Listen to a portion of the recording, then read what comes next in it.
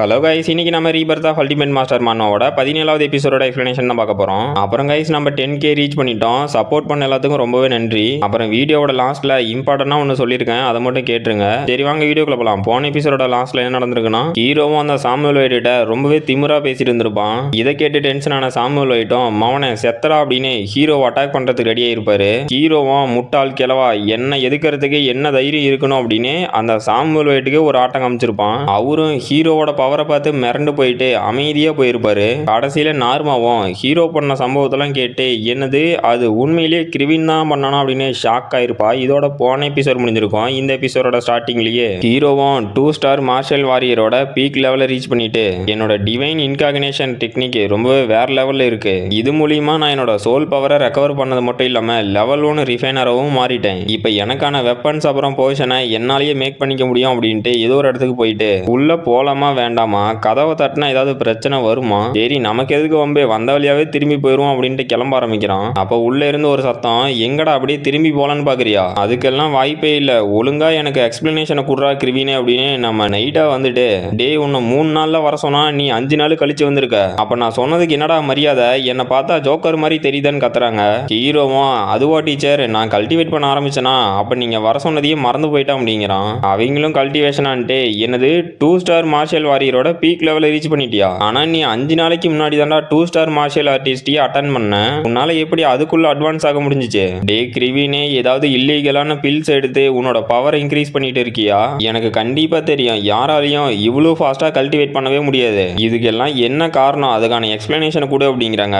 ஹீரோவும் என்னது எக்ஸ்பிளனேஷனா, எதை பத்தி எக்ஸ்பிளனேஷன் கொடுக்கறது அப்படின்ட்டு எனக்கு தெரிஞ்சு இந்த டைம் என்னால தப்பிக்க முடியாதோ அப்படின்னு பயப்படுறான். நைடாவும் என்ன எக்ஸ்பிளனேஷன் நான் கேட்கறேன், எப்படா மிஸ்டர் ஹான்பையோட இல்லூஷரி இம்பல்ஸ் டெக்னிக் அப்புறம் ஸ்கார்ட்டோட கிராண்ட் ஸ்டோம் பாம் டெக்னிக் இது ரெண்டையும் எப்படி கத்துக்கிட்ட, உனக்கு யாரு சொல்லி கொடுத்தாங்க, அப்புறம் நான் கல்டிவேஷன் அகாடமில இருந்து கிளம்பும் போது நீ சிங்கிள் சக்கராவை கூட ஓபன் பண்ணாம இருந்த, ஆனா நான் 5 நாள் கழிச்சு வந்து பார்க்கும்போது நீ மார்ஷல் வாரியரோட 1 ஸ்டார்ல இருக்க, அப்புறம் அந்த ரெட் காப்பர் மெட்டலை பார்த்தன சீக்ரெட் எப்படி உனக்கு தெரியும், ரிஃபைனரி யூனியன்ல இருக்க நிறைய மாஸ்டர்ஸுக்கு அதை பத்தி தெரியல, அது மட்டும் இல்லாம அந்த எனர்ஜி இம்ப்ளோடிங் பில்லை வச்சு கல்டிவேட் பண்ணல, அது என்ன மெத்தடு, இதுக்கெல்லாம் தான் எனக்கு எக்ஸ்பிளனேஷன் வேணும் அப்படிங்கிறாங்க.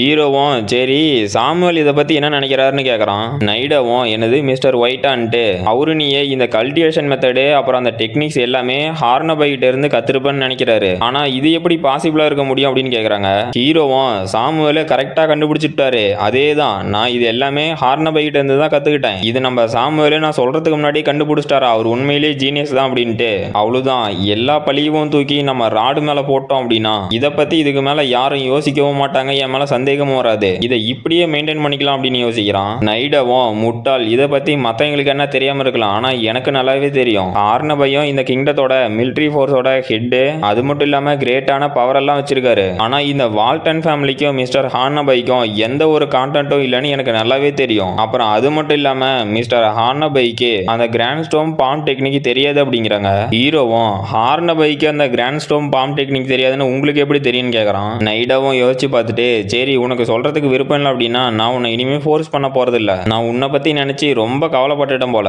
இது எல்லாமே தேவையில்லாத கவலையாட தான் இருக்கு, சரி இருந்தாலுமே நீ இப்ப என் கூட வரணும் அப்படின்ட்டு இங்க கூட்டிட்டு போறாங்க. அப்புறம் அந்த கல்வாடா ஸ்ட்ரீட்ல நைடாவும் நான் உனக்கு ஒரு புது மாஸ்டரை கண்டுபிடிச்சிட்டேன், அவரு என்ன சொன்னாருன்னா உன்னோட பவரை பார்த்துட்டு உன்னை அவரோட டிசபிளா எடுத்துக்கலாமா வேண்டாமான்னு பாக்குறேன்னாரு, அதுக்காக தான் நாம இப்ப போயிட்டு இருக்கோம் அப்படிங்கிறாங்க. ஹீரோவும் இன்னும் அது எனக்கு மாஸ்டர் கண்டுபிடிச்சிக்கிறீங்களா, எனக்கெல்லாம் எந்த மாஸ்டரும் வேண்டாம், எனக்கே எப்படி என்னோட சோல் பவரை யூஸ் பண்ணணும்னு தெரியும் அப்படிங்கிறான். நைடாவும் உனக்கு அது தெரியுமோ தெரியாதோ அதை பத்தி எனக்கு கவலை இல்ல, நான் பிராமிஸ் பண்ணிட்டேன் நீ போயே ஆகணும், ஒருவேளை அவர் மட்டும் உன்னை டிசபிளா ஏத்துட்டாரு அப்படின்னா உனக்கு விருப்பமே இல்லைனாலும் நீ அவருக்கு கீழே தான் டிசபிளா இருந்தாகணும், அதனால அவர்கிட்ட போய் எதுவும் எதிர்த்து பேசாதரா அப்படிங்கிறாங்க. ஹீரோவும் சரி எனக்கு சொல்லி கொடுக்குற அளவுக்கு அந்த ரிஃபைனரி யூனியன்ல எந்த மாஸ்டர் இருக்காருன்னு கேட்கறான். அவங்களும் அந்த மாஸ்டர் ரிஃபைனரி யூனியன்லயே ஒரு பிரைட்டஸ்டான ஃபியூச்சர் வச்சிருக்க கூடியவர், அவர் மட்டும் உன்னை அவரோட டிசபிளா ஏத்துட்டாரு அப்படின்னா உன்னோட வாழ்க்கையே மாறிடும், அப்புறம் அவர் அங்க போய் பார்த்துக்கோ அப்படின்ட்டு கூட்டிட்டு போறாங்க.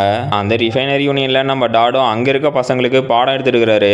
நைடாவும் மிஸ்டர் டாடு நான் உங்களை தான் பார்க்க வந்திருக்கேன், நான் சொன்ன மாதிரியே ஒரு டிசபிள் உங்களுக்காக கூட்டிட்டு வந்திருக்கேன் அப்படிங்கிறாங்க. ஹீரோவும் ஹோலி ஷீட் இந்த ஜான்ஸ் தான் என்னோட மாஸ்டரா அப்படின்னு வெக்ஸ் ஆயிட்டான். அந்த ஜான்ஸும் ஓ அப்படியா சரி ரிஃபைனிங் ஹாலுக்கு போய் அவனோட சோல் பவரை ஃபர்ஸ்ட் டெஸ்ட் பண்ணுங்க, அப்புறம் அவனை நான் டிசபிளா ஏத்துக்கலாமா வேண்டாமான்னு யோசிக்கிறேன் அப்படிங்கிறாரு. நைடாவும் ஓகே மாஸ்டர் அப்படின்ட்டு என் கூட வெளியே வாடா அப்படின்னு ஹீரோவை பிடிச்சி இழுத்துட்டு போறாங்க.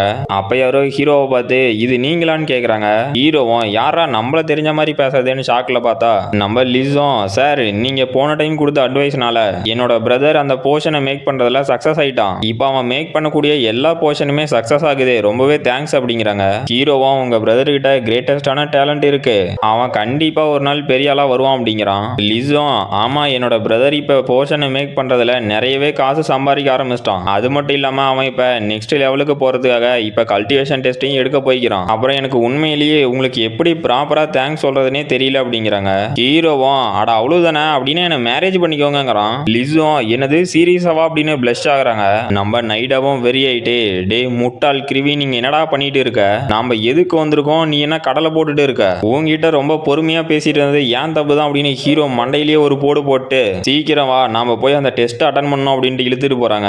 ஹீரோவும் இல்ல அவ நீங்க என்ன அடிச்சதை பார்த்துட்டாலே அப்படின்னு அழுகுறோம். நம்ம நைடாவும் டே முட்டாள் அதை விட இப்ப மட்டும் நீ அந்த டெஸ்ட்ல பாஸ் ஆகல அப்படின்னா உனக்கு கண்டிப்பா பனிஷ்மெண்ட் இருக்கு அப்படிங்கிறாங்க. அங்க இருக்கவனுங்களும் டே ரெண்டு பேரும் இங்க என்னடா சத்தம் போட்டுட்டு இருக்கீங்க, உங்களுக்கு சண்டை தான் போடணும் அப்படின்னா வெளியே போய் சத்தம் போட்டு சாவுங்க அப்படின்னு கத்துறானுங்க. நைடாவும் சார் சார் சாரி சார் நாங்க உடனே இங்க இருந்து கிளம்புறோம் அப்படிங்கிறாங்க.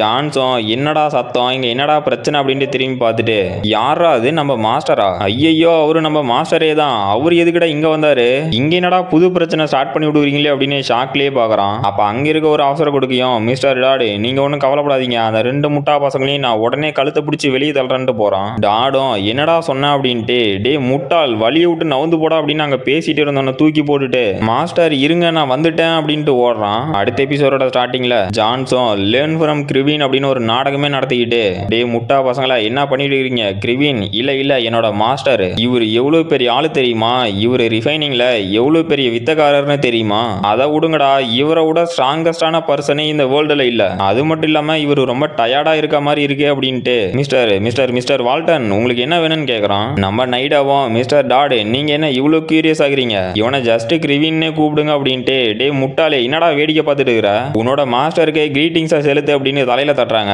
இதை பார்த்து டாடும் ஷாக் ஆகிட்டு வாயிலிருந்து ரத்தம் காக்குறான். ஹீரோவும் கிரீட்டிங்ஸ் தானே அப்படின்ட்டு ஹலோ மிஸ்டர் டாட் அப்படிங்கிறான். அவன்லாம் ஷாக் ஆகிட்டு இல்ல இல்ல கிரீட்டிங்ஸ்லாம் தேவையில்லை, அப்புறம் நீங்க எந்த டெஸ்டையுமே அட்டன் பண்ணவும் தேவையில்லை அப்படின்னு ஷாக்லயே கத்துறான். நைடவும் நீங்க தானே இவனை டெஸ்ட் அட்டன் பண்ண சொன்னீங்க ஆனா இப்ப வேண்டாங்கிறீங்களே அப்படின்ட்டு இந்த முட்டாளுக்கு கொஞ்சம் மேனஸ்லாம் என்னன்னு தெரியல, அதனால இவனை மன்னிச்சிடுங்க, உங்களை இனிமேலையும் தொந்தரவு பண்ண மாட்டான் அப்படின்னு ஹீரோவோட தலையில தட்டிட்டு இருக்காங்க.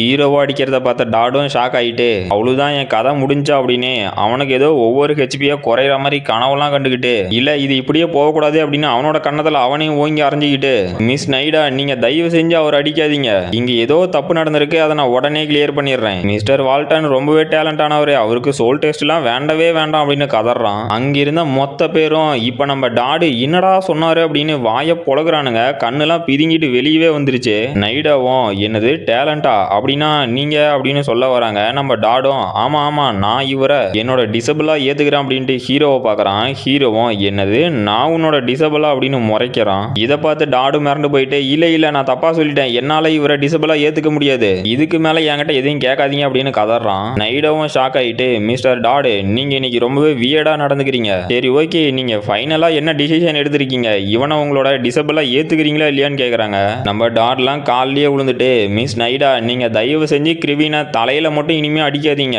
நீங்க என்ன சொன்னாலும் நான் அதை செய்யறேன் அப்படின்னு கதறி கதறி அழுகுறோம். அப்ப அங்க நிறைய சோல்ஜர்ஸ் வந்துட்டு டே எல்லாம் வழியை விட்டு போங்க, டே சொல்றது கேக்குதா இல்லையா, மாஸ்டர் வராரு வழியை விட்டு போங்கடா அப்படின்னுட்டு இருக்கானுங்க.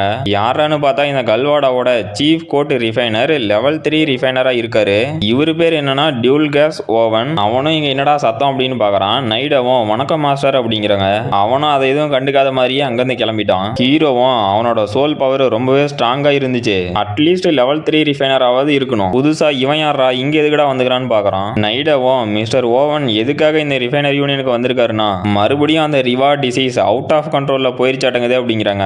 ஹீரோவும் என்னது ரிவாவா அப்படின்னா என்னன்னு கேக்குறான். கைஸ் அந்த ரிவா அப்படிங்கிறது டிசீஸ் இல்ல, ரிவாங்கிறது நம்ம பிரின்சஸ் தான். நைடாவும் இது ஒன்னும் சீக்ரெட்லாம் இல்ல, நம்ம பிரின்சஸ் ரிவா பிறக்கும் போதே பர்மனன்ட் இன் மெரிடியன்ஸோட பிறந்திருக்காங்க, அவங்களால 5 வயசு மட்டும் தான் உயிரோட இருக்க முடியும்னு தெரிஞ்ச எம்பரரும் நிறையவே ரிஃபைனர்ஸை கூப்பிட்டு அவங்களுக்கு மெடிசன் கொடுத்து 10 இயர்ஸ் வரைக்கும் உயிரோட இருக்க மாதிரி பண்ணியிருக்காங்க. அப்புறம் இது 9வது வருஷம் அந்த டிசீஸ் கண்ட்ரோல் மீறி போயிருச்சு போல அப்படிங்கிறாங்க. ஹீரோவும் என்னது பர்மனன்ட் இன் மெரிடியன்ஸா, இதை 8th ரேங்க்ல இருக்க பியூர் யான் டிராகன் பில்னால மட்டும்தான் கியூர் பண்ண முடியும், இது கொஞ்சம் காம்ப்ளிகேட்டட் தான் யோசிக்கிறான். நைடாவும் என்னது பியூர் யாங் டிராகன் பில்லா, உண்மையிலேயே அந்த பில்லை வச்சு ரிவாவோட டிசீஸை கியூர் பண்ண முடியுமா? ஆனா இதுல என்ன பிரச்சனைனா ஒன்லி லெஜெண்டரி லெவல், அதாவது 8th ரேங்கிங் ரிஃபைனர்னால மட்டும்தான் அந்த பில்லை ரிஃபைன் பண்ண முடியும். அதை எப்படி நாம ரிஃபைன் பண்றதுன்னு கேக்குறாங்க. ஜான்ஸும் கூட ஆமா இந்த 8th ரேங்கிங் ரிஃபைனர் அப்படிங்கிறவங்க கிட்டத்தட்ட காடோட ஸ்டேஜ் அட்டைன் பண்ணவங்க, அவங்கள நம்மளால கண்டுபிடிக்கிறதெல்லாம் நடக்காத காரியம் அப்படிங்கிறான். ஹீரோவும் டீச்சர் நைடா நீங்க ஃபர்ஸ்ட் இங்க இருந்து கிளம்புங்க, நான் உங்க பின்னாடியே வரேன், நான் இப்ப என்னோட அப்ரண்டிஸ் டாட் கிட்ட கொஞ்சம் டிஸ்கஸ் பண்ணணும்னு சொல்றான். நம்ம ஜான்ஸும் ஷாக் ஆயிட்டே நைடா நீங்க இங்க இருந்து கிளம்புங்க, நான் கிரிவினை பத்திரமா பாத்துக்கிறேன், இனிமே நீங்க எதை பத்தியும் கவலைப்பட வேண்டாம், இவன் உங்களை டிசப்பாயின்மெண்டே பண்ண மாட்டான் அப்படிங்கிறாரு. அவங்களும் ஓகேன்ட்டு கிளம்புறாங்க. ஹீரோவும் சேர்ற அப்ரண்டிஸே சீக்கிரம் வா, நம்ம அமைதியான ஒரு இடத்துக்கு போய் இதை பத்தி யோசிக்கலாம், இனிமே தான் நமக்கு வேலையே இருக்கு அப்படின்ட்டு போறான். ஜான்ஸும் ஓகே அப்படின்ட்டு ஹீரோ பின்னாடியே போறான். இதை பார்த்து நைடாவும் ஷாக் ஆயிட்டு இங்க என்ன நடக்குது, எதுக்காக மிஸ்டர் டாட் கிரிவின் முன்னாடி ஒரு ஸ்லேவ் மாதிரி நடந்துக்கிறாரு, இங்க என்னடா போயிட்டு இருக்குது அப்படின்னு ஷாக்லயே பாக்குறாங்க. அப்புறம் நம்ம ஹீரோவும் ஆமாண்டா டாடு இதுதான் கரெக்டா இருக்கும், நீ போய் அந்த ஓவான் கிட்ட உன்னால பிரின்சஸோட டிசீஸை கியூர் பண்ண முடியும்னு சொல்லு அப்படிங்கிறான். டாட்லாம் மிஸ்டர் வால்டன் நீங்க என்ன ஜோக் எதுவும் பண்ணல, என்னால எப்படி 8th ரேங்கிங் பில்லை ரிஃபைன் பண்ண முடியும், இது ஒன்றும் விளையாட்டு இல்லை அப்படிங்கிறான். ஹீரோவும் டே அந்த பியூர் இன் டிராகன் பில் இல்லாம இன்னொரு மெத்தட் அந்த டிசீஸை கியூர் பண்றதுக்கு இருக்கு, அதுதான் டிவைன் அக்குபஞ்சர். இப்ப என்கிட்ட இருக்க சோல் பவரை வச்சு அதை ஒரே ட்ரைல கியூர் பண்ண முடியாது அப்படின்னாலும் ஒரு 5-6 ட்ரைக்கு அப்புறம் நம்மளால கண்டிப்பா அதை கியூர் பண்ண முடியும், அதனால நீ தைரியமா போய் சொல்லு, மற்றது எல்லாத்தையும் நான் பாத்துக்கிறேன் அப்படிங்கிறான். ஜான்ஸும் என்ன அது டிவைன் அக்குபஞ்சரா, மிஸ்டர் வால்டன் என்ன சொல்றீங்க, உங்களுக்கு உண்மையாவே அந்த லெஜெண்டரி டெக்னிக்கை பத்தி தெரியுமா, உங்களோட மெடிக்கல் ஸ்கில்ல நீங்க கான்பிடென்ட்டா இருக்கீங்களான்னு கேக்குறான். ஹீரோவும் டே நான் சொல்றதை மட்டும் செய்ய, நான் மற்றது எல்லாத்தையும் பாத்துக்கிறேன், உன்னோட ஃபன்னி எபிலிட்டி வச்சுலாம் அந்த டிவைன் அக்குபஞ்சர் மெத்தடை உன்னால யூஸ் பண்ண முடியும்னு நினைச்சிடாத, நான் எல்லாத்தையும் பாத்துக்கிறேன், நீ அவங்கள கூட்டிட்டு மட்டும் வா அப்படிங்கிறான். டாடும் ஆமா மிஸ்டர் வால்டன் நீங்க சொல்றதும் கரெக்ட் தான், அப்புறம் எனக்கு ஒரே ஒரு ரெக்வஸ்ட் மட்டும் இருக்கு, நீங்க அந்த டிவைன் அக்குபஞ்சரை பர்ஃபார்ம் பண்ணும்போது நான் அதை பார்க்கலாமான்னு கேட்கறான். ஹீரோவும் அப்படியே நடக்கட்டும், நீ சீக்கிரமா போய் நான் கொடுக்குற லிஸ்ட்ல இருக்க போர்ஷன் எல்லாம் வாங்கிட்டு வந்துரு, இதுதான் அதுக்கான மெட்டீரியல்ஸ், சீக்கிரமா அந்த ஓவனை ரெடியாக சொல்லுங்கிறான். அப்ப ஜான்ஸும் நான் இப்ப அந்த டிவைன் அக்குபஞ்சர் மெத்தடை பார்த்து கத்துக்க போறேன் அப்படின்னு ஒரே குசியில துள்ளிக்கிட்டு சரி மாஸ்டர் வால்டன் எதுக்காக இதுல இத்தனை மெட்டீரியல் எழுதி வச்சிருக்கீங்க, இதுல போர்ஷனுக்கான மெட்டீரியல்ஸ் மட்டும் இல்லாம வெப்பன் ரிஃபைன் பண்ணக்கூடிய மெட்டீரியல்ஸும் இருக்கு, இது எதுக்காகன்னு கேக்குறான். ஹீரோவும் அதுவா எனக்கு ஒரு மார்ஷியல் வெப்பன் வேணும், சரி அதை வேற யாரு தனியா ரெடி பண்றது அப்படின்னு தான் இதோடய எழுதி கொடுத்தேன் அப்படிங்கிறான். ஜான்ஸும் என்னது இப்போவே மார்ஷியல் வெப்பனும் ரிஃபைன் பண்ண போறீங்களா, சரி ரைட்டு, இனிமே என்னென்ன சம்பவம் காத்திருக்க போகுதுன்னு நினைச்சாவே எனக்கு பயமாகுதுன்னு ஷாக் ஆகுறான். அப்புறம் அந்த கல்வாடாவோட மார்க்கெட் பிளேஸ்ல ஹீரோவும் நான் அந்த டிவைன் அக்குபஞ்சர் மெத்தடை பர்ஃபார்ம் பண்றதுக்கு ஒரு பாக்ஸ் நீடில்ஸ் வேணும், அதுவுமே பர்ஃபெக்டான சைஸ் திக்னஸ், அதோட லென்த் வெயிட் பியூரிட்டி கடைசியா மெட்டீரியல், இது எல்லாமே பர்ஃபெக்டா இருக்கணும், அதை நான் ரிஃபைன் பண்றதுக்கான பெட்டர் மெட்டீரியல்ஸை நானே தான் கலெக்ட் பண்ணி ஆகணும், இது ஒன்றும் ஈஸியா இருக்க போறதில்ல அப்படின்ட்டு அங்க என்னடா பிரச்சனைன்னு பாக்குறான். அங்க அந்த எலிசபெத்தும் சார் என்கிட்ட 170 கோல்டு காயின் மட்டும் தான் இருக்கு, இந்த டைம் கொஞ்சம் பொழைச்சி போன விட்டீங்க அப்படின்னா நான் அடுத்த டைம் எல்லாத்தையும் சேர்த்து கொடுத்துருவோம் அப்படிங்கிறான். அந்த கடையில இருக்கணும் இந்தமா பொண்ணு 300 கோல்டு காயின் தான் என்னால கொடுக்க முடிஞ்ச லோவஸ்ட் ஆஃபர், சரி நீயும் ஏதோ அப்பாவி மாதிரி இருக்கே அப்படின்ட்டு என்னால முடிஞ்ச அளவுக்கு குறைச்சு கொடுத்தா நீ என்னோட பிசினஸை ஃபுல்லா லாஸ் பண்ணலான்னு பாக்குறியாங்கிறான். இவன் வந்து mid level refiner apprentice Jerry Walls, அந்த சைக்கோவும் நீ வேணா என்னோட கேர்ள் ஃப்ரெண்டா இருந்த அப்படின்னா நான் உனக்கு இன்னும் குறைஞ்ச விலையிலேயே கொடுக்குறேன் அப்படிங்கிறான். அந்த எலிசபெத்தும் போடா முட்டால் எனக்கு வேற கடையா இல்லையா அப்படின்ட்டு போறா. அந்த ஜெர்ரியும் இல்ல ஒரு நிமிஷம் இரு 3 மாசம் மட்டும் இருந்தா போதும் உன்னோட பிரதரை கியூர் பண்ணுமா இல்லையான்னு கேக்குறான். இதை கேட்ட அந்த எலிசபெத்தும் ஷாக்லயே நிக்கிறா. அந்த ஜெர்ரியும் ஆமா நீ 3 மாசம் என்னோட கேர்ள் ஃப்ரெண்டா இருந்தா அப்படின்னா இந்த ரீவைட்டலைசர் மேஜிக் போஷனை நான் உனக்கு ஃப்ரீயாவே கொடுக்குறேன் அப்படிங்கிறான். எலிசபெத்தும் நீ அந்த மெடிசனை கொடுத்த அப்படின்னா நான் 3 மாசத்துக்குள்ள அதுக்கான காசை கொடுத்துருவோம் அப்படிங்கிறா. அந்த ஜெர்ரியும் எனது காசை திரும்ப கொடுக்குறியா, உன்னோட பிரதரோட ப்ரீசியஸான லைஃபுக்கு முன்னாடி பேரம் பேசிட்டு இருக்க, ஏதோ பாவமே அந்த போஷனை கொடுக்கலாமேன்னு பார்த்தா நீ ஓவரா தான் பேசிட்டு இருக்க அப்படின்னு எலிசபெத் கிட்ட போறான். அப்ப யாரோ அவனோட கையில பலார்னு ஒண்ணு போடுறாங்க.